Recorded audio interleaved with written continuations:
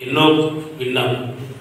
మరి మీ అందరికీ వచ్చినందుకు కృతజ్ఞతలు చెల్లిస్తూ మీ అందరికీ క్రీస్తు వందనాలు తెలియజేసిన అందరికీ అలానే అవకాశం ఇచ్చిన దేవునికి మన అన్నగారికి ప్రతి వందనాలు తెలియజేస్తూ మరి మన వాక్యంలోకి వెళ్ళిపోదామండి.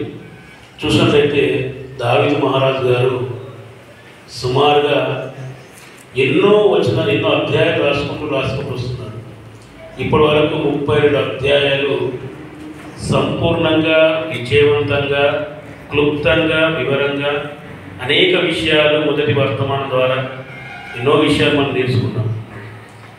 నేర్చుకున్న మనము ఎప్పుడైనా మరి ఈ వారము ఈ మాటలను విన్నాను. మొదటి సందేశం కానీ, మరి ముఖ్య సందేశం కానీ, చివరి సందేశం కానీ మనము ఎప్పుడైనా ఈ విన్న మాటలు ఇక్కడనే విన్నాం. చాలా ఉత్తేజపరిచాము, చాలా ఆనందించాము, చాలా తెలుసుకున్నాం అనే ఆలోచన మనకు వచ్చి ఉన్నది. సంతోషం.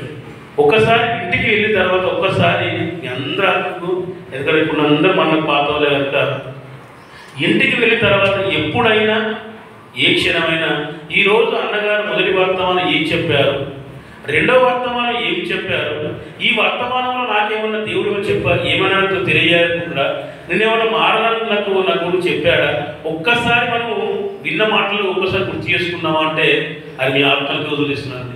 ఒకవేళ ఇక్కడ విన్న మాటలు ఇంటికి వెళ్ళిన తర్వాత ఒక్కసారి పునరుపరిశీలించుకున్నట్టయితే, ఒకసారి ఆలోచించినట్లయితే దాని సారం చాలా తక్కువ దొరుకుతుంది. నేను ఎందులో పడిపోయాను, నేను ఎందులో లేను, నాకు దేవుడు నాతో ఏం మాట్లాడాడు, నేను ఏది సెటిల్ కావాలి, ఏది సరి చేసుకోవాలి అనే విషయాన్ని ఇక్కడ విన్న తర్వాత ఇక్కడ చాలా హ్యాపీగా ఉంటుంది. ఇక్కడ వాతావరణం, ఇక్కడ సైలెన్స్ చూసే వరకు విన్నట్టు వింటాము. మరి విన్నట్టు విని మన జీవితంలో అమలుపరుచుకోవాలని ఇంటికి వెళ్ళిన తర్వాత ఒకవేళ మీరు చేసుకోకపోతే సంతోషం, చేసుకున్న తర్వాత నెక్స్ట్ ఇయర్ నుంచి కూడా మనం ప్లాన్ చేద్దామని అందరూ ప్రేమించి చెప్తారు.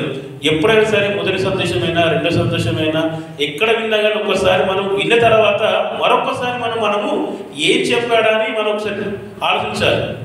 ఎవరైనా ఫర్ ఎగ్జాంపుల్గా ఎవరైనా ఒక మాట, చిన్న వ్యక్తి ఒక మాట అంటే ఎలా అన్నాడు, ఎందుకు అన్నాడు, ఏమన్నాడు, దాని ఇంకా ఉద్దేశం ఏంటి, దాని ఎందుకు అన్నాడు, ఎప్పుడు అన్న వ్యక్తి ఎందుకు అన్నాడు, ఏమైనా నా గురించి ఏమైనా చెప్పారా, ఎందుకేమి చెప్పారా, ముందేం చెప్పారా, ఇన్ని కోణాలు ఆలోచిస్తామండి. ఎవరు నిన్ను ఒక మాట అన్నందుకే 100 కోణాలుగా ఆలోచించి ఎందుకు అన్నాడు, నేను అతనిపైన మాట్లాడాలి, ఫోన్ చేయాలి, మాట్లాడాలి, నాకు ఎంతో బాధ ఉంటుంది. ఎంత అంటే నన్ను ఎందుకు అన్నాడు, ఎప్పుడు అన్నాడు, ఎందుకు అన్నాడు, ఏదో అన్ని ఆలోచిస్తూ ఉంటాడు. ఫోన్ 10 నిమిషాలు ఆలోచిస్తాడా, తిన్నప్పుడు ఆలోచిస్తున్నాడు, పడుకున్నప్పుడు ఆలోచిస్తున్నాడు, తెల్లారి ఆలోచిస్తున్నాడు, సమయం దొరికినప్పుడల్లా ఎందుకు అన్నాడు, నన్ను చిన్న ఎందుకు అన్నాడు అట్లా అని ఆలోచిస్తాం. అది మానవ యొక్క నైజం. మరి తనతానే దేవుడు నీ గురించిగా చెప్పింది కూడా 66 గ్రంథాలు, మొదటి సందేశం, రెండో సందేశం, యూట్యూబ్లో ఆటలు అన్ని ద్వారా కూడా దేవుడు మనకి ఏదో చెప్పేటప్పుడు దేవుడు నాకు ఎందుకు చెప్పాడు, నన్ను ఏది సరిగలేదు, నేను ఎందుకు ఇలా చెప్పాను, నన్ను ఎందుకో మనం ఎప్పుడైనా మనం పరిశీలించుకుంటే మన భక్తి జీవితం చాలా గొప్పగా ఉంటుందని. ఒకవేళ చేసుకోకపోతే నేను చేసుకుంటున్నాను కనుక మీకు చెప్తున్నాను. ఎందుకంటే గడిచిన సంవత్సరం ఎలా గడిచిపోయింది, నూతన సంవత్సరం మనం వెళ్ళిపోతున్నాం కనుక మొదటి ఏ వర్తమానం చెప్పినా, ఎక్కడ విన్న తర్వాత ఇంటికి వెళ్ళి మరొక్కసారి రివిజన్ చేసుకున్నాం. ఎప్పుడు సమయం వచ్చినప్పుడు ఈ వారం అన్న ఏం చెప్పాడని ఆలోచించుకుంటే చాలా చక్కగా ఉంటుందని మేమందరూ కోరుతున్నానండి. అది చూసినట్టయితే దావీదు మహారాజు గారు 33వ అధ్యాయం చూసినట్టయితే ఇక్కడ అన్నిటి దగ్గర పైన 32వ అధ్యాయం కానీ 31 పైన దావీదు కీర్తన ఉంటుంది. తర్వాత అన్నీ వాళ్ళు ఎవరు రాశారు రచన అని కలిసి ఉంటుంది. కానీ ఇక్కడ మాత్రము దావీదు మహారాజు గారు 33వ అధ్యాయం ఏం కనిపిస్తుంది, ఎవరు రాశారు, ఆ రచయిత ఎవరు అని మనకి కనిపిస్తలేదు. కానీ ఆ రచన శైలి చూసినట్లయితే ఇది ఖచ్చితంగా దావీదు మహారాజు గారే రాసి ఉంటాడని మనము దృఢంగా నమ్మవచ్చు. పైన దావీదు రాసిన కీర్తన ఉంటుంది, తర్వాత సొలొమోను రాసిన కీర్తన అన్నీ పైన ఉంటాయి. కానీ ఇక్కడ మాత్రము 33వ అధ్యాయంలో మాత్రము పైన ఎవరి పేరు కూడా కనబడదు. కానీ శైలిలో మాత్రం కనిపిస్తుంది. ఎలా అనిపిస్తుంది, దావీదు మహారాజుకు ఉన్న లక్షణాలు ఏంటిది, ఆయన ఒక మంచి గాయకుడు, మంచి సంగీత విద్వాంసుడు, అనేక రకాలుగా తన చేతిలో ఏ ఆయుధం దొరుకుతుందో ఆయుధం ద్వారా తన సంగీతాన్ని తయారు చేసుకొని వాయించుకొని ఆయన ముందుకు వెళ్ళి గొర్రెలు కాచుకుంటూ వెళ్ళే స్వభావం కలవాడు కనుక ఈ శైలి చూసినట్టయితే దావీదు మహారాజు గారే రాశాడని మనం 100%గా నమ్మవచ్చు. రెండో చూసినట్టయితే మొదటి వచనము, నీతిమంతులారా ఏమంటున్నారు అక్కడ? నీతిమంతులారా యెహోవాను బట్టి ఆనందగానము చేయుడి. నీతిమంతులారా అంటున్నాడండి. నీతిమంతుడు అంటున్నారా, నీతిమంతులారా అంటున్నారా? నీతిమంతుడు అంటే ఒక్కరు, నీతిమంతులారా అంటున్నాడు అంటే అనేకులను ఉద్దేశించి మాట్లాడుతున్న విషయం అన్నప్పుడు ఒకసారి చూసినట్టయితే రోమపత్రిక చూసినట్టయితే రోమపత్రిక 3వ అధ్యాయము 10వ వచనం ఒకసారి చూడండి. రోమపత్రిక 3వ అధ్యాయము ఇందును గూర్చి రాయబడినేమనగా, నీతిమంతుడు లేడు, ఒక్కడును లేడు, గ్రహించువాడు లేడు, దేవుని వెతుకువాడు లేడు. ఏమంటున్నాడు కదా? ఇక్కడేమో నీతిమంతులారా అని బహువచనంగా వాడుతున్నాడు. ఇక్కడ మాత్రం ఏమంటున్నాడు? నీతిమంతులు ఎవరు లేరు అని చెప్తున్నాడు. మరి ఇదేంటిది? దావీదు మహారాజు అలా రాస్తాడు, మరి రోమా అపోస్తలుల పౌలు ఇలా రాస్తారంటే దాన్ని మనం ఏం చేయాలి? లోతుగా వెళ్ళాలి. ఎందుకు ఇలా రాస్తాడు? అక్కడ ఎందుకు ఉన్నది, ఇక్కడ ఉన్నది? నీతిమంతులు ఎవరు లేరని చెప్పాడు, ఇక్కడ నీతిమంతులారా అంటున్నాడు.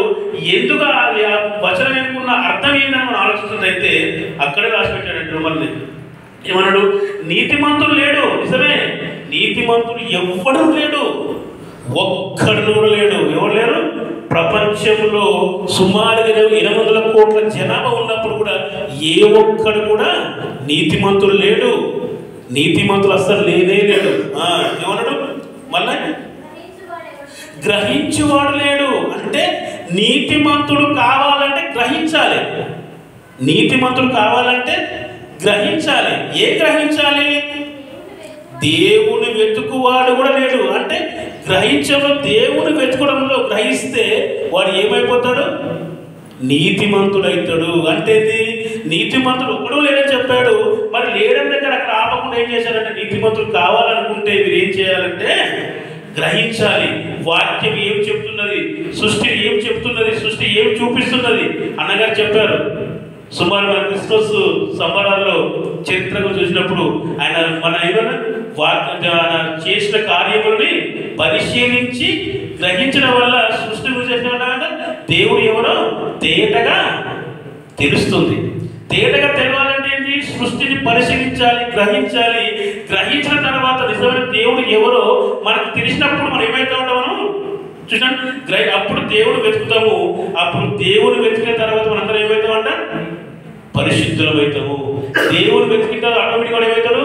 తన తప్పును తను ఒప్పుకొని పశ్చాత్తాపడి యేసుక్రీస్తు రక్తము చేత తన శుద్ధీకరించుకొని హిమము కంటే ఇస్తోపుతో దేవుని పాదాల చెంతకు చేరి కడిగిన తర్వాత అప్పుడు ఏమవుతారు? నీతిమంతులైతారు. అవునా కదా? నేను పరిశుద్ధులు కనుక మీరు కూడా పరిశుద్ధులై ఉండండి అంటున్నాడు. ఎందుకు? ఎప్పుడు నీతిమంతులైన తర్వాత మీరు పరిశుద్ధంలోకి వస్తారు. అది రావాలంటే ఏం చేయాలి? మనం గ్రహించాలి. అప్పుడు మనం నీతిమంతులు అయితే కనుక మనం ఏం చేసుకుంటామంటే, మనం కూడా దేవుని పిల్లలమైన మనందరము యేసుక్రీస్తు రక్తములు మన పాపములు ఒప్పుకొని యేసుక్రీస్తు బాప్తిసం ద్వారా మనం ఇప్పుడు ఏమైపోయాము? నీతిమంతులం అయిపోయామండి. మనందరం కేవలము నీతిమంతులము. కానీ నీతిమంతులను మనము ఆ క్యారెక్టర్ నిలుపుకోవాలి. ఆ క్యారెక్టర్ని, ఆ స్వభావాన్ని, ఆ లక్షణాన్ని నిలుపుకోవాలి. దేవుడు మనకు సర్టిఫికెట్ ఇచ్చాడు. ఏమన్నాడు? మీరు సక్సెస్ఫుల్గా కోర్స్ కంప్లీట్ చేశారు, బిఎడ్ కంప్లీట్ చేశారు, డిఎడ్ కంప్లీట్ చేశారు, డిగ్రీ కంప్లీట్ చేశారు, ఇంటర్ కంప్లీట్ చేశారని ఒక యూనివర్సిటీ ఏమిస్తుంది? సర్టిఫికెట్ ఇస్తుంది. ఎప్పుడు?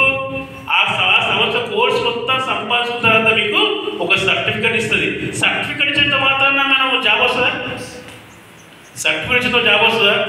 నాకు సుమారుగా ఎంఏ, బిఎల్ఎస్సి, ఎంఎల్ఎస్సి, ఆర్ఎల్ఎస్సి, ఈఎల్ఎస్సి అన్నీ నాకు ఉన్నాయి. ఫర్ జాబ్ వచ్చిందా?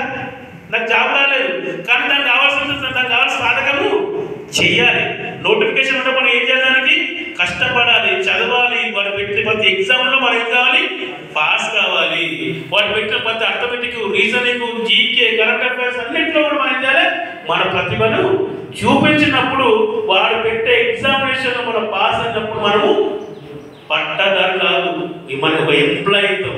అప్పుడు ఏమనంటే యేసు ఇక్కడ ఇచ్చినట్టే మన నీతిమంతులుగా మనకు సర్టిఫికేషన్ కాదు, దాని ప్రకారం ఏమన్నా ముందుకు వెళ్ళాలి.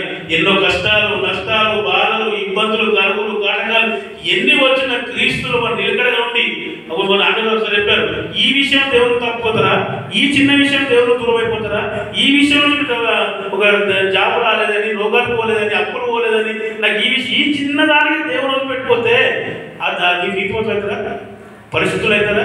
కాదు.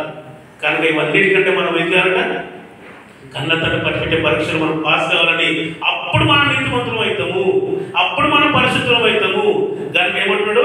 నీతిమంతులారా, ఇప్పుడు గుర్తు చేసుకోండి, నీతిమంతులారా, సంఘంలో ఉన్న ప్రతి ఒక్క నీతిమంతులారా యెహోవాను బట్టి, యెహోవాతోనే, యెహోవా వలనే ఏం చేయాలి మనము? ఏమంటున్నాడు? ఆనంద గానము చెయ్యుడి ఆజ్ఞ చెయ్యమంటుండ, చెయ్యుడి అంటుండ.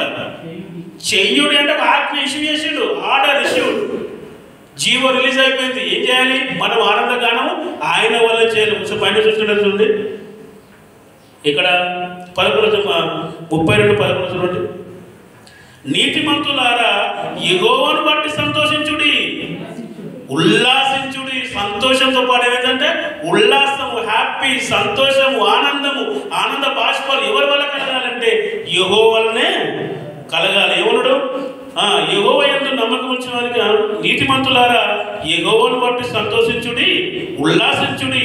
యథార్థ హృదయులారా మీరందరూ ఆనందగానము చేయుడి, ఆనందగానము చేయుడి. ఇప్పుడు చూడండి, పిల్లలు ఎంత చక్కగా పాడాలి, ఎంత చక్కగా పాడుతున్నారు. ఆనందగానం చేయాలి. ఏదో వచ్చాము, ఏదో కూర్చున్నాము, ఏదో అన్న బాధకు, అక్క బాధకు, పక్కల బాధకు, ఎనుగోల బాధకు కూర్చుంటే అది కూర్చున్న మీరు ఒకటే, కూర్చుకున్నకున్నా ఒకటే. ఎలా ఉండాలన్నాడు? నీతి మనవుడు యథార్థ హృదయులారా మీరు అందరూ ఆనందగానము చేయాలి. నీతిమంతులారా యెహోవాను బట్టి, మనుషులను బట్టి కాదు, ఇరుగు పొరుగును బట్టి కాదు, సంఘ కాపలను బట్టి కాదు, యెహోవాను బట్టి ఆనందగానము చేయాలి. అక్కడ ఏం చేయాలి? ఆనందగానము చేయాలి. స్తుతి చేయుట యథార్థవంతులకు, నిజాయితీపరులకు, నిక్కష్టం వాళ్ళకు, ఎన్నిన వాళ్ళకు శోభస్కరం. చాలా మంచిదండి. మనుషులు చూసి కాదు, ఆయన బట్టి చేయాలి. ఎలా చేయాలంటున్నాడు? స్తుతి చేయుట యథార్థవంతులకు శోభస్కరం. ఇప్పటి నుంచి, ఈ సంవత్సరం నుంచి మనం ఎలా పాడాలంట? ఆనంద గానంతో కడతాన్ని స్తుతించాలి, ఆయన పొగడాలి, ఆయన పాడాలి, ఆయన స్తుతించాలి, ఆయన కొనియాడాలి. ఆయన కొరకు మనము సంగీతము మారాలండి. అప్పుడు మన తండ్రికి బట్టి, ఎవరు బట్టి? యెహోవాను బట్టి మనము సంతోషించాలి. ఇక ముందు మనకి ఇప్పటి వరకు ఎందుకు దావీదు గారు మనకు గుర్తు చేస్తుంటే మనల్ని లేవండి, యుగాంత ముందు మన బుద్ధి కలుగుటకై ఈ మాటలు మనకు చెబుతున్నాడు. ఎందుకు? మనం కూడా ఎలా ఉండాలి? ప్రతి మాట, ప్రతి లెక్క ఎందుకు రాయించాలంటే యుగాంత ముందు అంటే మనకు బుద్ధి కలగాలని, మనం ఎలా ఉండాలి, ఎలా బ్రతకాలి, ఎలా పాట పాడాలి, ఎలా స్తుతించాలి, ఎలా ఆరాధించాలి. అలా ఆరాధిస్తేనే కానీ తండ్రికి మహిమరాలు, తండ్రిని స్తుతించలేము. కనుక ఎలా స్తుతించాలని కూడా దావీదు మహారాజు పరిశుద్ధాత్మ ప్రేరేపణ రూపంగా మనకు రాయించారండి. చూసుకోండి, సితారతోనూ యెహోవాను స్తుతించండి. సితార తెలుసండి? సితార పెద్ద బుర్ర ఉంటుంది, అన్ని ఒక వీణ ఉంటుంది, అన్ని లైన్లు ఉంటాయి. ఫర్ ఎగ్జాంపుల్ నాట్యమాడ దగ్గర ఉన్నప్పుడు, ఫర్ ఎగ్జాంపుల్ ఏమన్నా సరస్వతి దగ్గర ఉంటుంది వీణ, అలా సితార అలా ఉంటుంది. అంటే అలాతోని ఏం చేయాలంటే మనము అలా సంగీతం ఇంకేమంటాడు? సితారతోని యెహోవాను స్తుతించుడి. కొన్ని సంఘాలైతే వాయిద్యాలు వాయించండి, వాయిద్యాలకు వాళ్ళ రిఫరెన్స్ అందరికీ కరెక్ట్గా ఇయ్యాలనో, ఏ లెక్కనో, ఏం తెలియదని వాళ్ళు సితారతో వాయించారు, సైలెన్స్ ఉంటారు. కానీ ఇక్కడ ఏమంటారు? సితారతో వాయించుండి 10 తంతుల స్వరమండలములతో ఆయనకి 10 తంతులతో అంటున్నాండి. అంటే 10 స్వరాలతో, 10 రకాలతో ఎన్ని వాయిద్యాలు ఉంటాయో, ఎన్ని మన ఎక్విప్మెంట్స్ ఉంటాయో అన్నిటి ద్వారా కన్న తండ్రి దేవుణ్ణి స్తుతించవలసిన భక్తులమై మనం ఉన్నాము. అన్నగారు తెలుసున్నారు, కీబోర్డ్ ద్వారానో, దాని ద్వారానో, దీని ద్వారానో ఎలా మనం స్థితించాలి. మన మైండ్ డైవర్ట్ కావద్దు. మన మనసులు ఎటు వెళ్ళిపోతుంది. అన్నకి ఏదో యూట్యూబ్ చూసి, అది చూసి, ఎంతగానో కష్టపడుతున్నారు. కనుక పిల్లలు ప్రాక్టీస్ చేస్తున్నారు. మనం మీకే తెలుసండి, ఎలా పాడుతున్నారో ఎలా పాడుతున్నారో మీకు తెలుసు.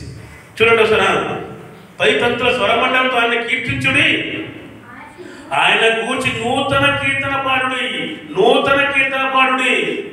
ఎప్పుడు కొత్త పాట పాడాలి, ఎప్పుడు కొత్త పాట పాడాలి, నూతన కీర్తన పాడితే పాడకుండా కొత్త పాట పాడుకుంటూ అనేక పాటలు ఏంటంటే మనకు ఫీలింగ్స్, మనకు భావాలు, అనే ఆలోచనలు మన రూపంగా తయారు చేసుకుని నూతన కీర్తన పాడుడి అంటున్నా. ఉత్సాహదానితో ఇంపుగా వాయించుడి, ఇంపుగా పాడండి.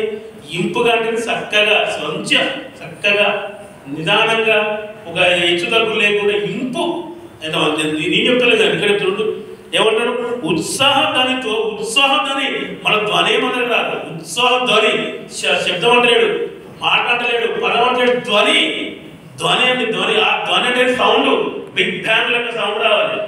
ఏమంటారు, ఉత్సాహధ్వనితో ఇంపుగా వాయించుడి, యెహోవా వాక్యము యథార్థమైనది. యెహోవా కనతనే మాటలు ఏమైనా యథార్థమైనది, నిక్కషమైనది, న్యాయమైనది అని మాటలు ఏంటంటే యథార్థమైనది. అంటే ఆ మాటలు యెహోవా మనకు యథార్థం. ఎందుకంటే ఆ మాటలు మనం స్వీకరిస్తే, ఆ మాటలు మనలో అవలంబించుకుంటే మనం యథార్థంగా ప్రవర్తిస్తాం, యథార్థంగా ముందుకు వెళ్తాం, యథార్థంగా ఉంటాం. ఎందుకు అలా మన డిఎన్ఏ మనలో ఉంది. అలా వాక్యం డిఎన్ఏ కానీ వాక్యం జీన్స్ మనలో ఉంటే యథార్థంగా మనం ప్రవర్తిస్తాం, న్యాయంగా ప్రవర్తిస్తాం. ఒకవేళ అన్యాయంగా ప్రవర్తిస్తున్నామంటే అక్కడ మనం ఏదేమన్నా యెహోవా వాక్యంలో లేదు అని గూడిగా నమ్మవచ్చండి. ఆయన చేసినంతయు నమ్మకమైనది, ఆయన చేసినంత నమ్మకమైనది. మన పట్ల గుర్తుపెట్టుకోండి, గత సంవత్సరంలో మేలులు కానీ కీడులు కానీ ఏ జరిగినా మన ఏమి చేసిన న్యాయవంతుడు. యెహోవా అన్యాయము చేయుట అసంభవం అండి. ఆయన ఏ అన్యాయం ఎప్పుడు చేయడు, ఆయన చేతులు ఎప్పుడు కుర్చి కాలేదండి, ఆయన ఎప్పుడు ఇచ్చేవాడే. కానీ మన పట్ల కొన్ని కీడు జరుగుతున్నాయంటే, కొన్ని మేలు జరుగుతున్నాయంటే ఆయన ఒక ప్రణాళిక చాలా గొప్పగా ఉందని ఆలోచించాలి. అయ్యో నా దేవుడు ఇలా చేశాడే, దేవుడు నన్ను ఇలా కష్టపెట్టాడే, దేవుడు నన్ను సుఖపెట్టాడే అని ఎప్పుడు మనము బాధపడకూడదండి. జరిగిన సంవత్సరం అంతా జరిగిపోయింది, ఎవరు ఏం జరిగినా దేవుని పైన సనుగుడు కానీ గురువుడు కానీ పెట్టుకోవద్దండి. ఏం జరిగినా ఏమంటాడు చూడండి, ఆయన చేసేదంతయు అంతయు కొద్ది కాదు, అంతయు టోటల్ ఎంటైర్ యువర్ లైఫ్. ఇప్పటి వరకు నా జీవితంలో 36 సంవత్సరాలు చేసినంతయు యథార్థమైనది, నమ్మకమైనది. నమ్మకము ఆయన నమ్మకానికి బ్రాండ్ అండి, నమ్మకానికి బ్రాండ్ అది. ఆయన ఒక సింహం, నమ్మకమైనది. ఆయన చూసిన దానికి ఇంత మనం వర్ణించిన ఆయన మనం ఏమి అసలు పదాలు చాలండి, పదాలే చాలు. అంత గొప్ప నమ్మకానికి నిర్వచనమే దేవుడు అండి. నమ్మకాన్ని నిర్వచనం యేసుక్రీస్తు ప్రభువు, పరిశుద్ధాత్మ దేవుడు. కనుక మన అందరి నమ్మకాన్ని మనం ఏలాంటి కూడా ఒమ్ము చేసుకోకూడదునా. ఆయన నీతిని న్యాయమును ప్రేమించేవాడు. ఆయన ఎవరు ప్రేమించాలండి? నీతిగా ఉన్నవారు, న్యాయంగా ఉన్నవారు ప్రేమించి ఉన్నాడు. అందరు మనం ప్రేమిస్తాడు. ఎప్పుడు పాపులను క్షమిస్తాడు, నీతిమంతుల్ని ప్రేమిస్తాడండి. పాపులైన మనందరూ క్షమిస్తాడు. ప్రేమ క్షమించేంత దయాగుణము, ప్రేమ గుణం అనేది, ప్రేమించే గుణం అది. నీతి న్యాయము మనకుంటే ప్రేమించి ఉన్నాడు. లోకము యెహోవా కృపతో నిండి ఉన్నది. లోకము యెహోవా కృపతో నిండి ఉన్నది. ఆయన కృప వల్లనే సమస్తము కలిగినవి. యూనివర్సల్ మొత్తం సృష్టి ప్రతిదీ కూడా ఆయన కృప వల్లనే. ఆయన కృప ఎవరి పైన ఉన్నది? లోకం అంటే ఎవరండి? లోకం అంటే మట్టి కాదు, లోకం అంటే మనిషిలో. అంటే మనుషులమైన మన కొరకు ఆయన కృప నిరంతరం ఉన్నది. గొప్పగా ఉన్న ఆయన వల్లే, కృప వల్లనే ఇవన్నీ నిర్మాణమైనవి. ఈరోజు తినే తిండి, పిలుచుకున్న గాలి, తిరిగే ప్రతిదీ ఏ పని చేసినా, ఈరోజు మైక్ అయినా చేరైనా ప్రతిదీ వస్తువు తయారు చేసి కూర్చున్నామంటే కేవలము ఆయన కృప మాత్రమే. మన ఏది లేదండి, ఆయన కృప తప్ప మన జీవితంలో ఏది లేదు. ఈరోజు మీరు ఇల్లు కట్టుకున్నా, చొక్కేసుకున్నా, అన్నం తిన్నా, తాగినా, పడుకున్నా, తెల్లారినా, ప్రతి క్షణము మనం బతుకుతున్నాము, మనం చెల్లిస్తున్నామంటే కేవలము ఆయన కృపనే. కృప తప్ప మరొకటి లేదు, కనిపించదు. అలాంటివి కనిపించవండి. చూడండి, యెహోవా వాక్కు చేత ఆకాశములు కలిగెను. యెహోవా వాక్కు చేత, యెహోవా మాట వలన ఆకాశములు కలిగే. Big bang. ఆదియందు దేవుడు ఆదియందు దేవుడు ఉన్నాను, ఆ దేవుడు వాక్యమై ఉన్నాను, ఆ వాక్యమే యేసుక్రీస్తు ప్రభుల వారండి. అన్నగా చెప్పారు క్రిస్మస్ అనేది ఆయన సృష్టి ఎంత గొప్పదో, ఆయన బాహు ఎంత గొప్పదో, ఆయన లేని ప్రతి ఏది కలగలేదు. ఆకాశ శ్రేణులు ఎలా ఉన్నాయో, యేసుక్రీస్తు పుట్టుక ఎంత గొప్పదో, ఆ గొప్పగా ఉన్న వ్యక్తి ఎంత పశువుల పాకలు ఎంత తగ్గించుకున్నాడో, అంత గొప్ప దేవుడు మనం కలిగిన మనం చాలా అదృష్టవంతులు అండి. ఒకసారి గుర్తు చేసుకున్నాం, ఇంత గొప్ప దేవుడు ఎక్కడ పుట్టొచ్చు కదా. ఒక పశువుల పాకలనే ఒక తొట్టిలో ఎందుకు పడాలంటే ఆయనకి ఏం కావాలి? అనుభవం కావాలి, తగ్గించుకోవాలి, ఎక్స్పీరియన్స్ రావాలి, అక్కడి నుంచి ఆయన రావాలి. ఇంకా ముందుకే చూసిన అంత తగ్గించుకుంటారు తెస్తుంటే ఆ ఎక్స్పీరియన్స్ అంత శరీరాన్ని నలగొట్టుకున్నాడండి. ఎందుకు నలగొట్టుకున్నా ముందుకెళ్తుంది అర్థమవుతుందండి. చాలా గొప్ప. వాస్తవానికి క్రిస్మస్ సభలు కొంచెం అన్నిలు ఎంతమంది ఉన్నారో ఎన్నో తెలియదు, కానీ చాలా విషయాలు కొత్త కొత్త విషయాలు మనం నేర్చుకున్నారండి. చాలా కొత్త కొత్త విషయాలు నేర్చుకున్నారు. ఇప్పుడు చూసినట్టయితే యెహోవా వాక్కు చేత ఆకాశములు కలిగెను, ఆయన నోటి ఊపిరి చేత వాటికి సర్వ సమూహము కలిగిన. ఊపిరి చేత, ఆయన మాట చేత సమస్తము కలిగినాయండి. మీరు వేసుకున్న ప్రతి గాజులు, వేసుకున్న ప్రతిది, మీ ఒంటి పైన ప్రతి ఒంటి, మీ ఒళ్ళే టోటల్ అప్ టు బాటము ఆయన వల్లనే, ఆయన మాట వల్లనే, ఆయన ఊపిరి వల్లనే కలిగినాయి. కానీ మరి ఎంత కృతజ్ఞత బాగుండాలని, ఎంత కృతజ్ఞత బాగుండాలి. మన పడుకున్న తెల్లారిన చెల్లించిన మన కన్న తండ్రిని మనం కొనియాడాలండి. థ్యాంక్స్ నాయన. చూసానండి, నాకు చాలా బాధ అనిపించింది. అనగా చెప్పారు పార్వతికి వెళ్ళాము, చాలా సేమ్ అనిపించింది. అప్పటి నుంచి నల్గొండ తీసుకుంటున్నా. ఆ రోజు మేము మక్కయ్య తీసుకున్నప్పుడు డైరెక్ట్ తీసుకున్నాను, డైరెక్ట్ తినేశాను. అన్నారు తమ్ముడు, ఏం చేసిన తమ్ముడు, జస్ట్ 2 నిమిషాలు కృతజ్ఞత చెల్లించేప్పుడు తినలేవారు. చాలా సేమ్ అనిపించింది అన్నారు. జస్ట్ థ్యాంక్స్ తండ్రి చెప్ప తినలేకపోయావా అలాగే చాలా చేయవచ్చు. అప్పటి నుంచి ఇప్పుడు అప్పటి నుంచి ప్రాక్టీస్ చేస్తున్నా. ఏ తిన్నా కూడా ప్రార్థించుకోవాలి, జస్ట్ 2 నిమిషాలు ప్రార్థించుకోవాలి. ఆ మాట నాకు రాకపోతే చేసుకోపోతున్నాము. ఆ మాట ఉన్న వల్ల ఏ చేసినప్పుడు చిన్న కూడా థ్యాంక్స్ ఏదో ఫస్ట్ నేను అలవాటు చేసుకోవాలి. అలవాటు ఇప్పుడు మన ఎందుకంటే కళ్ళ ముందు అనిపించగానే డైరెక్ట్ లోపల వేసుకుంటే నాకు అది అలవాటు ఉండేది. ఎప్పుడైనా డైరెక్ట్ వేసుకుంటే ఆ అన్న చెప్పినప్పటి నుంచి కొన్ని గద్దెంపులు మనం మేలుకోరగానండి. మన గద్దెంపులు మనం చాలా మేలుకోరు. నేను అన్న ఏ చెప్పినా, ఎవరు ఏం చెప్పినా, ఇది నాకేమైనా ఇంప్రూవ్మెంట్ అవుతుందా, ఇది నేను ఏమైనా మార్చుకోవాల్సిందా అని అదే గ్రహిస్తా. మీరు కూడా గ్రహించాలని కోరుకుంటున్నాను. అప్పటి నుంచి ప్రతి ప్రాక్టీస్ చేస్తున్నాను. ఒకసారి మర్చిపోయాను, అయ్యే ప్రభుత్వం క్షమించాలనుకుంటున్నాను. ఎందుకంటే అలవాటు కదా, అలవాటు ప్రభుత్వం చాలా జరుగుతుంది కనుక మనం ప్రతి దానికి మన కృతజ్ఞత భావము కలిగి ఉండాలండి. కలిగి ఉంటేనే కదా తండ్రి దేవుడు మనని అంగీకరిస్తాడు. సముద్ర జలములను రాశిగా కూర్చున్నవాడు ఆయనే, అగాధ జలములు కోటలో కూర్చువాడు ఆయనే. సముద్రం కూడా ఎవరికి వస్తారండి? ఒక డ్రమ్ము వాటర్ పోయమంటే పోయలేము, ఒక ట్యాంక్ వస్తామంటే వాటర్ 10 బిందెలు పోయమంటే మన వల్ల అవుతుందా? ఒకప్పుడు ఇప్పుడు అన్ని ట్యాప్లు వచ్చాయి, కానీ గతంలో బావిలో నుంచి వాటర్ తీసుకురావడానికి ఒక 10 బిందెలు పోస్తే చాలా ఎఫెక్ట్ అయిందండి. మా హనుమాన్ నగర్లో బోర్ నుంచి వాటర్ అక్కడ తీసుకుపోవడం చాలా ఇబ్బంది. ఆ ఇబ్బంది చూసి మా నాన్న చేసినట్టు ఈ ఇబ్బంది మాకు రావద్దని ప్రతి రూమ్ కూడా నాకు నల్ల పెట్టించాడు. ప్రతి మెట్లగా నల్ల ఇట్లా అనుభవించాము. అక్కడ క్యాన్ తీసుకుపోవడం, క్యాన్ తీసుకొచ్చు, నువ్వు అభ్యసించుంటే అంటే 10 క్యాన్లు తీసుకోలేదు మనము. ఎలా పోసాలంటే సముద్రం 2 క్యాన్ల, 10 క్యాన్ల, 100 క్యాన్ల. చూడండి సముద్రం ఏందనుకుంటారండి? సముద్రం రాశిగా కుప్పగా ఏ సముద్రం చూడండి, అక్కడ ఇంత, అక్కడ కొన్ని 10 బిందెలు, ఇక్కడ 10 బిందెలు, ఇక్కడ 20 బిందెలు కనిపిస్తాయి. సముద్రం రియల్ చూడకుండా సినిమాలో అయినా, ఫోటోలో అయినా, రియల్ ఎప్పుడు చూసి ఉంటుంది కదా. సముద్రం ఎలా ఉన్నది? కుప్ప పోసినట్టు, ఒక ట్యాంకులో పోసినట్టు ఉంటుంది అది. తర్వాత అగాధ జల కోటలో కూర్చువాడు. కోటని మనం బియ్యం రైసులు మనం పండించిన బియ్యం అన్న ఎక్కడ వేస్తారు సార్? గోదాంలో కూర్చున్నాం, గోదాంలో. కానీ అలా చేశారని చేయాలి. ఎంత గొప్ప దేవుడు అండి. అలాంటి దేవుడు మనకు కలిగి ఉన్న మనం చేస్తున్నాం. కానీ చాలా అదృష్టవంతులం అండి. చాలా అంటే వాస్తవానికి చాలా అదృష్టవంతులు మనం. ఆ అదృష్టాన్ని దేవుడు మనకే ఇచ్చాడు, కానీ ఆ అదృష్టాన్ని మనం కాపాడుకోవాలండి. ఎలా కాపాడుకోవాలో, ఎలా ముందుకు వెళ్ళాలో, మన భక్తి జీవితం ఎలా ముందుకు కొనసాగాలో ఇంకొక చూడండి. లోకులందరూ యెహోవా యందు భయభక్తులు నిలపవలెను క్లైమాక్స్ అది కాదు. ఇదే ఇక్కడ ఒక భాగము, ఇది చాలా పెద్ద భాగం అండి, చాలా పెద్ద భాగం ఇది. ఏమంటాడు? లోకులందరూ. లోకం అంటే మనుషులు కాదు, లోకం అంటే మట్టి కాదు, లోకం అంటే మనుషులు అనే దగ్గర ఇచ్చినట్టు లోకం అందరూ. కొంత America, India, Pakistan, India, Sri Lanka అని ఇక్కడ ప్రస్తావించారండి. మన దగ్గర చదవచ్చు కదా అందరికి. లోకులందరూ యూనివర్సల్ ముళ్ళు ఇక్కడ టోటల్ మొత్తం యూనివర్సల్ పంచభూతాలు వస్తాయండి. లోకులందరూ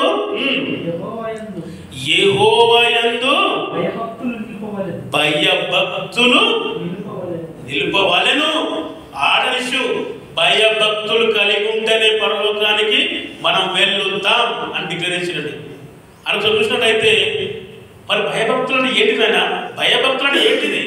భయభక్తులు చాలాసార్లు విన్నాము, చాలాసార్లు పాట పాడాము, చాలాసార్లు విన్నాము, అనేక సార్లు. భయభక్తులు అంటే ఏంటిది ఆయన? ఒకసారి అంత ఘనతని దేవుడు అడుగుతాం. భయభక్తులు అంటే ఏంటి చెప్పండి? భయభక్తి అని అంటారు. సరే, భయభక్తి అంటే ఏంటిది? అసలు నిర్వచనం ఏంటి, దాని అర్థం ఏంటి, దానిలో ఉన్న సారాంశం ఏంటని మనం ఆలోచించినట్లయితే అలా క్లుప్తంగా రాశారండి. యోబు గ్రంథం చదవండి. యోబు గ్రంథము 1వ అధ్యాయము 4. నాకు తెలిసి ఈ మాటలు దేవుడి దయ వల్ల మీరు ఉండడం చాలా అదృష్టవంతుని అనుకుంటుంది. ఎందుకంటే భయభక్తులు ఈ విషయం ఇంతమంది తెలియాలి. 1వ అధ్యాయము 1వ చదవండి.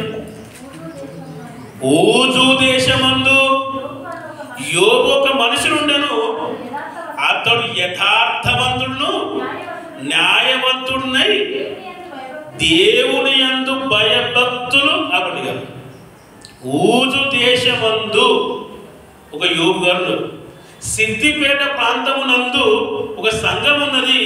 ఆ మనుషులు యథార్థవంతులు అని అనిపించుకోగలుగుతామండి. ఆ దమ్ము, ఆ కలేజ, ఆ ధైర్యం అనుకుందా? కానీ కనతండ్రి దేవుడు పరిశుద్ధాత్మ ప్రేరేపణపూర్వకంగా ఊజు ఏ యోబు కాదు, ఎక్కడ యోబు, ఇన్సర్పల్లి యోబు కాదు, చిన్నకోట యోబు కాదు, పటాన్చెరు యోబు కాదు, సిద్దిపేట యోబు కాదు, హైదరాబాద్ యోబు కాదు. ఏ యోబు మీరు యోబు అనుకుంటే ఎక్కడికో వెళ్ళిపోతారు కనుక నాయన మీరు ఎక్కడికి వెళ్ళకూడదు. ఎక్కడ పేరుతో సహా, ఊరితో సహా ఎంత చెప్పడం ఆలోచించండి. ఏమంటారు? ఊజు దేశమందు, ఊజులో ఒక దేశంలో ఒక ఊజు దేశం ఉన్నది. అక్కడ ఒక మనుషుడు నేను, అతడు యథార్థవంతుడు. మన భక్తి, మన పరలోకానికి ఇదే క్లైమాక్స్. మనం పరలోకానికి వెళ్ళాలని అనుకుంటారా? పరలోకానికి వెళ్ళాలనుకుంటున్నారా? గడిచే సంవత్సరం అంతా గడిచిపోయింది. నూతన సంవత్సరంలో పరలోకానికి వెళ్ళాలనుకుంటున్నారా? వెళ్ళాలనుకుంటే చేయలేమంటారు. వెళ్ళాలనుకుంటున్నారా? నేను వేరే సీన్లోకి వెళ్తాను అనుకుంటలేను అంటే అంటలేదు. పరలోకానికి వెళ్తా అనుకుంటున్నారా? ధైర్యం లేదా? చేయలేస్తలేమని పరలోకానికి వెళ్తా అనుకుంటున్నారా? అయితే మీరు పరలోకానికి వెళ్తాం అనుకుంటే, ఒకవేళ మీరు లేపకున్నా సరే లేకున్నా కూడా మీరు పరలోకానికి వెళ్ళాలనుకుంటే ఈ సూత్రం పాటిస్తే 100% పరలోకం వెళ్తారండి. 100% పరలోకం వెళ్తారు. ఏ పరలోకం వెళ్ళకపోతే దేవుడు మనం అడుగుతాం. తండ్రి నాకు పరలోకం ఎందుకు ఇవ్వని అడుగుతాం. ఎందుకు ఇవ్వాలి ఆయన అంటే, ప్రభా నువ్వు నాకు వచనం రాయేసి ఆ వచనం బట్టి పరలోకం వెళ్తావు ఆయన చెప్పొచ్చు. అంత దమ్ము, అంత కలేజ యోబు గారికి రాయించండి. చదవండి. ఊజు దేశమందు యోబు అనే ఒక మనుషుడు ఉండెను, అతను యథార్థవంతుడును న్యాయవంతుడును దేవుని యందు భయభక్తులు కలిగి. భయభక్తులు అంటే ఏంటంటే చెడుతనము విసర్జించడమే. చెడుతనం విసర్జిస్తప్పుడు మనకి ఏమొస్తుంది సార్? భయం వస్తుంది, భక్తి వస్తుంది. చెడుతనం విసిరిపెట్టకుండా మనం భయభక్తులు ఓడుతారంటే మాత్రము ఏ భయభక్తులు కాదు. ఏమంటాడు? ఇంతో చెప్తున్నాడు క్లుప్తంగా. ఇలా సంస్కృత పదాలు లేవు, సైన్స్కృత పదాలు ఏమి ఈజీగా ఉంది సార్. భయభక్తులు అంటే ఏంటి అని చెప్పాను. చాలా ఒక 10 టైం ఎక్కువ సరే, ఎందుకంటే మన అవసరం దొరకాలనుకుంటున్నాను. భయభక్తులు కలిగి, అంటే భయం ఏంటంటే ఏ తప్పు చేసినా ఏ ఉప్పు చేసినా మనలో ఏముండాలి? భయం ఉండాలి. అలా ఉండాలి. భక్తి అనేది ఏంటిది? ప్రేమ. ప్రేమ ఉన్న వాళ్ళ దగ్గర భయం ఉంటుంది, ప్రేమ ఉన్న దగ్గర అన్ని ఉంటాయి. అనేవాళ్ళు భయభక్తులు కలిగి చెడుతనము, మనలో చెడుతనం, ప్రతి చెడుతనం అండి. దేవునికి ఆయాసకరమైన ప్రతి వస్తువు అయినా, ప్రతి పనులైనా, ప్రతి ఏదైనా చెడుతనమే. ఆ చెడుతనం విసర్జించి ఉన్నవాడు అప్పటికేమన్నాడు? ఈ పేరు భయభక్తులు అంటే ఏంటిది? చెడుతనము విసర్జించిన వాడు. మరి చెడుతనం విసర్జించిన వాడి దగ్గరికి అప్పవాది కూడా రాడు. అక్కడ చెప్పాడు, అప్పవాది కూడా దగ్గర రాడు. భయభక్తులు మన జీవితంలో ఉంటే, నీతి న్యాయములు మనం యథార్థం మనలో ఉంటే, మన చెడుతనాన్ని విసర్జించుకుంటే అప్పవాది కూడా దగ్గర రాడు. తెలుసా? ఎవరు చెప్పారు? బైబిల్ చెప్పింది. అది నేను చెప్తలేను. యోబు గ్రంథం గారు చెప్తున్నారు. చూడండి సరే, 8వ వచనం నుండి. అదే యోబు గ్రంథం 1వ అధ్యాయం 8వ వచనం నుండి 8వ వచనం. అప్పుడు అపవాది ఇది ఎక్కడ చదువు వాక్యాలు? పెద్దగుండెల్లో ఏంటండి? పెద్దగుండెల్లో అన్న వాక్యం చెప్తూ ఆ సాతను పుట్టుకు వెళ్ళాలా మన మలేషియానికి కదా. నాకు చాలా సిగ్గు అయిపోయిందండి. అబ్బా, ఇంత మంచి మాటలు నేను నా సంగతితో పంచుకోవాలి. ఆడికి ఎవరంతా అన్నగడ అక్కడ చెప్పారు. చాలా బాగా అనిపించింది నాకు. దీన్ని ఎట్లా చెప్పాలి? కీర్తన గ్రంథం అంతమందుకు కీర్తన గ్రంథము 31వ అధ్యాయంలో ఆ వాడు ఉపయోగించాడు. ఈ వాడు ఇక్కడ ఉపయోగిస్తే ఇంత బాగుంటుంది. నాకు చాలా అనిపించింది. కానీ మరి అవకాశం నాకు వస్తూ రాదనుకున్నాను, రాకపోవచ్చు అనుకున్నాను. మొన్న ఇది ఇక్కడికి వెళ్ళాను, మొన్న క్రిస్మస్కి. అతను పాస్టర్ గారు వాళ్ళ అబ్బాయి, అన్న నేను ఈ సండే వస్తే వాక్యం చెప్తాను. ఈ సండే వాక్యం వచ్చి చెప్పినామంటే ఈ వచ్చినప్పుడు మిస్ అయిపోతుంది. చాలా మంచి గట్టి ప్రిపేర్ అయినా. సరే వాళ్ళే దేవుడు చిత్తం ఉంటే వాక్యం చెప్పగలుగుతా, లేదంటే ఆయన చెప్పుకుంటుంది అనుకున్నాను. ఆయన వస్తూ ఉన్నాడు, ఈ సండే ఖచ్చితంగా వాక్యం చెప్తాను. అది ఈ వచ్చే పోయిందంటే మనకు దొరకదు. వచ్చిన వల్ల ఈ 33వ అధ్యాయం మిస్ అయిందంటే మనకు దొరకదు. కానీ చాలా బాధపడ్డాను. దేవుడి దయ వల్ల మీ అందరికీ అందిస్తుంది. మీ అందరికీ చాలా అదృష్టవంతులు నేను అనుకుంటున్నాను. చూడండి, ఈరోజు చూడండి. అందుకు యెహోవా, నీవు నా సేవకుడని యోబు సంగతి ఆలోచించుతివా? చూడండి ఏమన్నాడు? యేసు కనతని దేవుడు పిలిచి దేవుడు పిలుస్తున్నాడు. ఎవరిని? అని అపోవాల్సిన సరైనటే ఉన్నది. కానీ దేవుడు పిలిచి ఏమంటున్నాడు? యోబు సంగతి ఆలోచించుతివా?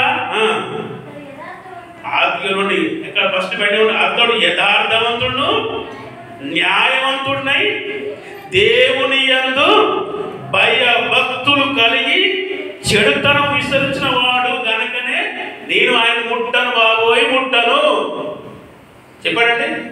అక్కడ ఏమన్నాడు? ఊజు దేశమందు ఒక యోబు ఉన్నారు. ఆయన యథార్థవంతుడు, భక్తి భయభక్తులు కలిగిన వాడు కనుక అనేది చెడుతనం విసరించుడు. కానీ ఆ విసరించిన విషయము అపవాదికి తెలుసు. అపవాది తెలిసిన తర్వాత కనతను దేవుడు ఏమన్నాడు? నాయన యోబు సంగతి ఆలోచించింది అన్నప్పుడు అది సాతాను నేను ఏమంటున్నాడా? అయ్యా యోబు సంగతి ఆలోచించినాను, కానీ అతను ఎలా ఉన్నాడు? అలా ఎలా చూడండి, అతడు యథార్థవంతుడుగా ఉన్నాడు, న్యాయవంతుడుగా ఉన్నాడు. నీ యందు మీ యొక్క ప్రేమ యందు, మీ యొక్క ఆజ్ఞ యందు మీరు ఒక ఏ మాట చెప్పారో దాని యందు భయభక్తులు కలిగి చెడుతనమును విసర్జించిన వాడు భూమి మీద అతని వంటి వాడు లేడు అని అడగా అపవాది యోబు ఊరికే దేవుని యందు భయభక్తి కలిగిన వాడా? యోగి ఊరికనే దేవుని యందు భయభక్తి కలిగిన వాడా? నీవు అతనికి అతని ఇంటి వారికి అతని కలిగిన సమస్తమును చుట్టూ కంచె వేసింది కదా. అంటే మన చుట్టూ కంచె వేయాలంటే ఈ సంవత్సరం దేవుడు మనకు కంచె వేసి కాచి కాపాడు కనుక మనం ఎంతో కొద్ది భయభక్తులు కలిగి జీవించిన కనుకనే అపవాది మనం పుట్టి మనలో అట్టుకోలేదు. అంటే ఏమన్నాడు కదా? కంచె వేశావు అంటే మనలో కూడా భయము, భక్తి, యథార్థత, నీతి, చెడుతనం విసర్జిస్తే అపవాది కూడా మన దగ్గరికి రాడు. ఒక్కవేళ అపవాది దగ్గరికి వచ్చున్నాడు అంటే నిన్ను శోధిస్తున్నాడంటే నీలో భయభక్తి లేదు కనుకనే నిన్ను శోధించడానికి మనకి అవకాశం ఉంది. ఒక దెయ్యం పోతే 7 దెయ్యాలు ఎలా వస్తాయో మనలో యథార్థత, భయభక్తులు పోతే మనలో ఖచ్చితంగా నిష్ఠ వేసి మనలో వాడు మరొక 7 దెయ్యాలు తీసుకొస్తున్నాడు.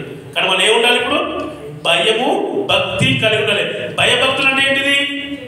చెడుతనం ఏ దేవునికి అసహ్యమైన ఏ ప్రతి ఒక్క దాన్ని విసర్జించడమే భయభక్తులు.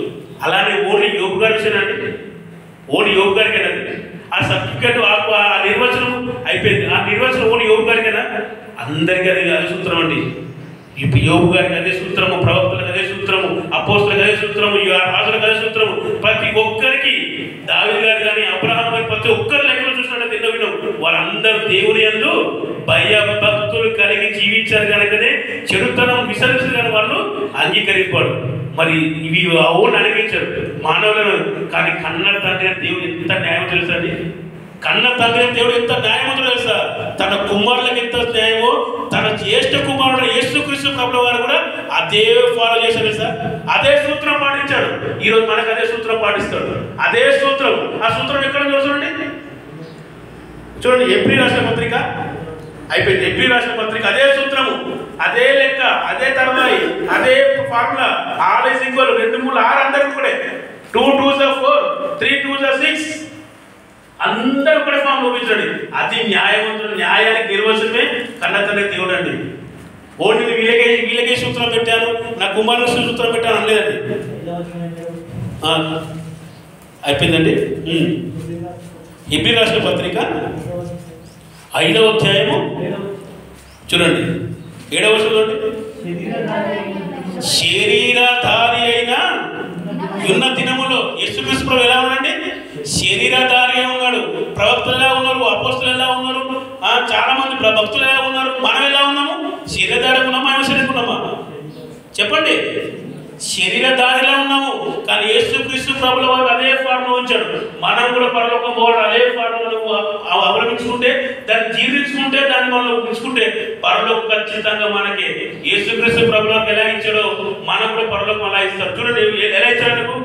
శరీరధారిన దినములలో మహారోధముతోను కన్నీళ్లతోను తను మరణము నుండి రక్షింపగలవానికి ప్రార్థనను యాచనను సమర్పించి.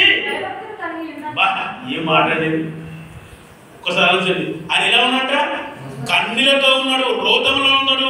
తన మరణం నుండి, ఇక్కడ మన మరణం నుండి నన్ను రక్షించాలని చెప్పడం ప్రార్థించండి. నా అంత మరణం పోయితే అనవసరం ఇక్కడ దాకా వచ్చినప్పుడు దేవుడు మనం బతికిస్తాడు. కాలవారు కాదు ఒకరు మనకి ఇంతవరకు వాస్తవానికి బాధలు మనం తడవలేదు. మన కష్టాలు, మన బాధలు, మన ఏది బాధలు కూడా తడవలేదు. కానీ కన్న తండ్రి దేవుడు ఎక్కడ ముక్కు వరకు వచ్చినాయి యేసుక్రీస్తు ప్రభువు వారికి. కానీ ఆ సమయంలో కూడా ఏమన్నా సార్ చూడండి, శరీరధారైన దినములలో మహారోధన కాదు, మహారోధనతోను కన్నీళ్లతోను, కన్నీళ్ళంటే ఎన్నో కన్నీళ్ళండి. యేసుక్రీస్తు ప్రభువు కాసిన కన్నీళ్ళు అనేకమైన కన్నీళ్ళు, చాటలు వేసిన సందర్భాలు ఎన్నో ఉన్నాయి. అలాంటి మన జీవితంలో కలిగి ఉన్నాయా? కానీ కలిగి ఉన్న కన్న తండ్రి యేసుక్రీస్తు ప్రభువు వారికి అదే ఫార్ములా ఉన్నప్పుడు మన జీవితంలో అదే ఫార్ములా ఎందుకు రావాలంటే మనం ప్రయత్నం చేయాలి. ఈ కొత్త సంవత్సరంలో ఎవరు కన్నీళ్లతోనూ తన మరణము నుండి రక్షింపగలవారి ప్రార్థనలు ఎవరు ప్రార్థించామండి? రెండోసారి 3 సార్లు ప్రార్థించారు యేసుక్రీస్తు ప్రభువు వారిని. పడుకున్నా, లేచినా, తెల్లారు ఎప్పుడు ప్రార్థన, సువార్త ఇవన్నీ చేస్తున్న కన్న తండ్రికి ఫార్ములా ఉపయోగించండి. ఫార్ములా ఉపయోగించాడు. ఏమి చేయడం? మరణంలో రక్షించుకున్న ప్రార్థనలు, యాచనలు సమర్పించి ఇవన్నీ సమర్పించాడు. దాంతో పాటు భయభక్తులు కలిగి ఉన్నందున అందరు కలిగి ఉన్నందున, యోగు గారు కలిగి ఉన్నందున అపోహరించలేదు, ప్రవక్తలు కలిగి ఉన్నందున విచారించారు. కానీ యేసుక్రీస్తు ప్రభువు వారు కూడా ఏమన్నాడు? ఎవరో చూడండి, భయభక్తులు కలిగి ఉన్నందున ఆయన అంగీకరించాడండి. అంగీకరించండి. పరలోక రాజ్యానికి హక్కుదారుడైన, పరలోక రాజ్యానికి జాబు కొట్టాడు. క్వాలిఫికేషన్స్ కావు, పెట్టిన ప్రతి టెస్ట్ పాస్ అయ్యాడు. కన్నీళ్లు, యాచనలు, ప్రార్థనలు, మహారోధములు ఇవన్నీ ఎన్ని పరీక్షలు వచ్చినా ఆ పరీక్షల్లో చదివాడు, నేర్చుకున్నాడు, విన్నాడు, చేశాడు, అన్ని ఎగ్జామ్ రాశాడు. సిలువలో ఎగ్జామ్ రాసి ఏం చేశాడు? ఆయన అప్పుడు భయభక్తులు కాపాడుకున్నాడు. చెడుతనం ఆయన చెడుతనం